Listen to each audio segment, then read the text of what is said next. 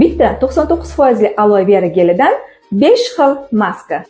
Yuz uchun, ko'zdagi mayda ajinlar uchun, soch uchun, bo'yin uchun, qo'l uchun. Bunaqasi hali bo'lmagan. Yuz uchun oqartiruvchi maska 1 qoshiq aloe gelga bitta ampulada askorbinoviy kislota qo'shib yuzimizga suramiz. Ko'z tagini oqartiruvchi va oziqlantiruvchi patchi vapni diskni ustiga gelni surib, ustidan Ayvit kapsulasini tomizib olamiz. Soch ildizlarini oziqlantiruvchi va to'kilishini oldini oluvchi maska 1 qoshiq aloe gelga 1 qoshiq imbirni qo'shib aralashtirib soch ildiziga surtamiz.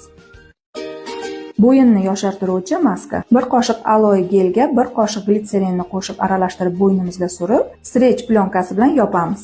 Qo'llarni yoshartiruvchi va oziqlantiruvchi maska 1 qoshiq aloe gelga 1 qoshiq bodom yog'ini qo'shib yaxshilab aralashtirib, qo'llarimizga surib 20 daqiqaga plyonka bilan yopamiz. Video foydali bo'lsa, videoni saqlab, dugonalaringizga yuborishni unutmang.